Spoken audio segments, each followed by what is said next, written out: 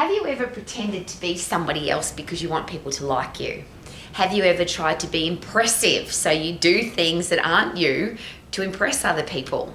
Have you ever been in a position where you want people to like you so you don't be you? Well, here's a great question. How'd that work out for you? Have you ever said, you just don't understand me, or you're supposed to love me the way I am, but you haven't been the person who you really are, you've been pretending to be somebody else? Have you ever dressed a certain way, acted a certain way, listened to certain music, eaten food that you didn't like, all sorts of things that we do to have other people like us or to be impressive to other people?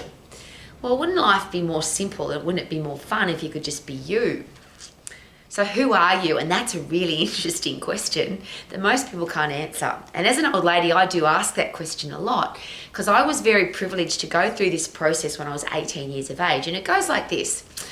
Just a quick side note, I went to a leadership and management conference. I thought I was going to be taught how to run health clubs at 18. The owner of the health club that I wanted to manage said I needed to learn some skills. But it wasn't about technically running a health club, it was about how to be a great person. And this is how this all started.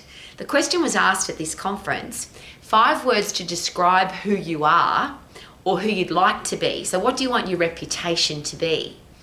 And it could be 20 words, it could be 3 words, it could be 500 words, it doesn't matter. But my experience was 5 words. Rowie, pick 5 very specific words to describe you as a person if you are the person that you want to be or you like or the reputation you want to have. So if people are talking about you behind your back, they would say these 5 words. So this was really easy for me. I picked straight away, tough and fair, positive, stylish, disciplined and professional. Tough and fair, positive, stylish, disciplined and professional. I could stick those words to my hand. That's the easy part of that process. The next process was, are you that person? And if not, what do you need to change to become that person? And I think it's a really important question because it's nice to want to be a certain person, but are you living your life that way? And this is where it became very uncomfortable and awkward because the question was asked, if somebody went into your life right now when you're not there, so they went into your house, your computer, all of your electronic equipment, so your phone and your computer, and they looked at the last websites that you visited, they look at the social media posts that you've made, they look in your library at the books that you read, the music that you listen to, the podcasts that you listen to, they look in your fridge, they look in the 3rd drawer of your kitchen, they look in your bathroom and have a look at the condition of your toothbrush, they have a look at how you look after your shoes, they look in your wardrobe, they look in your backyard, your front yard, under the bed. How do you live your life? And you're not in that life. How would somebody coming into your world right now without you there, having not met you, describe you as a person? And for me, it was a very awkward, uncomfortable situation because if somebody had gone to my house that very day, in my fridge, for example, there was some green cordial and some rotten bananas. So there's no way that anybody looking in my fridge would think a tough and fair, positive, stylish, disciplined and professional person lives in this house because look what her fridge looks like. My wardrobe had clothes in it that were certainly not sophisticated, classy, professional, disciplined. They were just, the way I used to dress was not any of those words. I had some books in my library that would certainly not describe me as that kind of a person. I had some music in my music library that would certainly not describe me as that. If you looked in my bank account, you wouldn't think that a tough and fair, positive, stylish, disciplined, professional person lived in that life. Now, back then, there was no social media. So if somebody looks now at your websites, at your social media posts, and that's the really scary thing, because if it was the FBI or the federal police or some kind of security agency looking into your life, they can find the things that you've deleted. So it's not just what you're putting out to the world right now, but if you've said nasty things on social media posts, if you've said nasty things about people on a TripAdvisor or some kind of anything to do with the internet, it can be found. It's never deleted.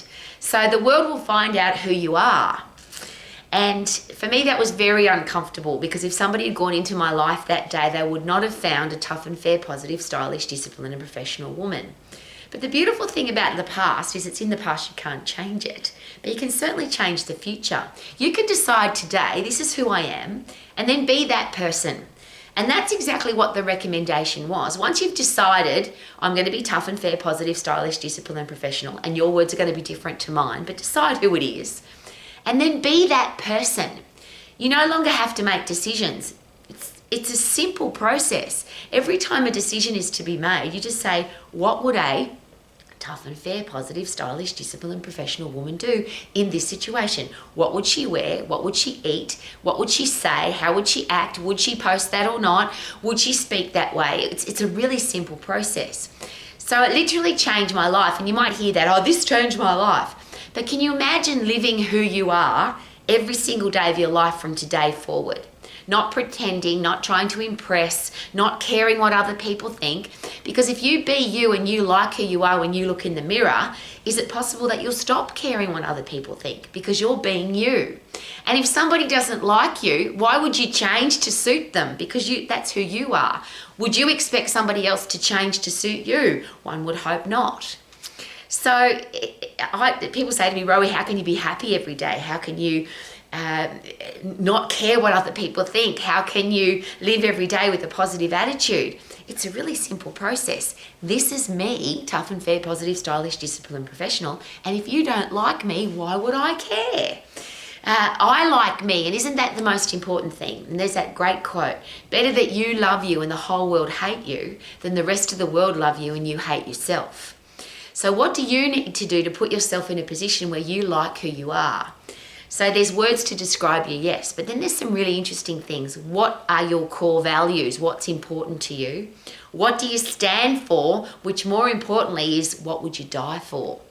And I'm standing in my husband's office, and this is why there's a really cool thing about attracting great people into your life, because what I talk about every day since I did that very first leadership and management program where I decided that my life was going to be all about being healthy, fit and strong, having a career or business that I love, being financially free and having great people in my life, but to also inspire other people to do the same. So the study and research of my life since that day has been those four things. Everything I learn about, everything I study, everything I analyze, everything I think about is about those four things. Now, is it possible then that they are the people that you would attract into your life? If you're a nasty, negative, horrible, gossiping, critic, horrible person, isn't it possible that that's who you'll attract into your life? If you are a kind, respectful, loyal person who treats people beautifully, isn't it possible that that's who you'll attract into your life? And as I share, I'm in my husband's office because he's a really beautiful person. He's tough. He's positive, he's disciplined, he's a martial artist. This is very obvious. What's behind me are the trophies and medals that he has won from world championship events. He's an accomplished man. But why would I have that kind of person in my life if I was a lazy, undisciplined, negative, nasty, horrible person? So the last part of those four things, which is how do you attract great people into your life, that's really simple. Be who you want to attract. If you are horrible, you'll attract horrible people. If you're a beautiful person, is it more likely that you'll attract beautiful people? But even if you don't, is it possible that you love being by yourself? Because one of the horrible things in life is apparently being lonely. But I've never been lonely a day in my life because I like who I am. Now, I'll rephrase that. Since I decided this is who I am. Before that day when I decided I'm going to be tough and fair, positive, stylish, disciplined and professional, I had some horrible days. I was the person that couldn't be by myself. I had to have the radio on or the television on, or I had to be on the phone talking to somebody because I didn't want to be by myself, because I didn't like who I was, because I was pretending to be somebody else. When you decide who you are and you be that person, is it possible now that you love being by yourself, you love who you are, you love looking in the mirror, and if other people don't like you, you don't care? But the reverse of that, which is really exciting, isn't it possible then that you will attract other people like that? People who are genuine, they have integrity, they're real, and they can see that in you. So now you attract great people. So that's why I feel so privileged to have such a great husband. But I attracted that great husband because I had to be a attractive, great person who beautiful people want to be with. So that's an easy one. Is it possible that if you're healthy, fit and strong, and that's a choice, of course, people say to me, oh, it's too hard. No, you've got to get puffed, you've got to lift heavy and you'll be fit and strong. And if you're fit and strong, is it possible that your brain will think more effectively? Which if you're healthy, fit and strong, everything's different, which means then, of course, will you have a better career? Will you have a successful business? Will you be able to make better decisions? Will you be a critical thinker? Your brain works better, so everything about your career path and your business and the way you make money is going to be completely different because you're healthy, fit and strong. So I always ask that question, if your life's not going well, could that be a great place to start? How fit are you and how strong are you, so that your brain works better, so you can make better decisions, you can be better at your job, better at your career, better at your business. And then, of course, if you're better at your career or business, what happens to your financial situation? And of course, that was very, very simple. For me, making money has never been hard because I decided at 18 years of age that I was a tough and fair, positive, stylish, disciplined and professional woman. And everything I did was going to be focused on those things, including my business and my career. So in every business I've ever been into, and I'm not an entrepreneur, I have never started a business. I've just gone into other people's businesses and made them better. I've made them more profitable. I've increased the cash flow, increased the membership base, increased the clients and customer base. But that's been an easy process, because when you're healthy, fit and strong, your brain works better, you become better at what you do, you want to learn, train, study, educate, keep getting better. And if you keep getting better, what happens to your financial situation? It's a very simple process. So I share this with passion and enthusiasm because I'm a blonde-haired woman who never finished high school, and not to impress but to express, I ended up on the Young Rich list in Australia as one of the richest people in Australia under the age of 40. And the question was asked, Rowie, how did you do that? No university education, you didn't finish high school, you're in a career path that nobody takes seriously. Being an exercise professional / personal trainer, gym instructor, aerobic instructor, that was never considered a career path to create multimillionaires. But it's a simple process. If you love what you do, because you're healthy, fit and strong, you're making great decisions, you keep getting better at what you do, and your focus is being on who you are, not pretending to be somebody else. So my whole career path was about be tough and fair, positive, stylish, disciplined and professional, and every decision was based on those 5 words, then life is very simple. And that's why I laugh, because to me, a blonde-haired woman who didn't finish high school, of course you can be as successful as you want to, because people told me that I couldn't be. That's why I'm sharing that with you. Rowie, you can't be successful. You're a woman. You can't be successful. You've got blonde hair. You can't be successful. You didn't finish high school. And I use those as reasons to be successful, because I decided that a tough and fair, positive, stylish, disciplined and professional woman can do whatever she puts her mind to. And that's just my story. What's your story? What are your words? What are your core values? What do you believe in? What would you die for? And that's why I love being in this office, because at our house, and it's a joke, but it's a very serious joke. In this house, we stand for some very important values and we would die for them. So for example, K-Man's got a master's degree in exercise science. He's obviously an accomplished martial artist. He's a very successful businessman, and he could have been used many times to promote products he didn't believe in. He's been offered millions and multi-millions of dollars to promote products that he doesn't believe in. And please take note that that happens in the world. People are offered lots of money to promote things that they don't believe in. But at this house, we would rather die than do that. I would rather die than promote something I don't believe in, which is the serious joke that we have here. Because it was asked of K-Man, if you wouldn't promote it for $1 billion, or use $1 billion, you wouldn't promote something you don't believe in for $1 billion. But what if we said, we're going to kill you if you don't promote this? And K-Man said, I'd rather die than promote something that I don't believe in. So the next step from that was, well, what if we held a gun to Rowie's head and we said, we're going to kill your wife if you don't promote this product that you don't believe in? And it's a very serious joke. The answer is this. My wife wouldn't want to be married to somebody that compromised their beliefs, their core values, what they believe in for money or even for them. So you better shoot me now or you better shoot her now. And I hope I'm never in that position. And I hope you are never in a position where you have to compromise your values or your core beliefs, what you stand for. But the question is this, would you die for them? Now, most people change their belief because of the money.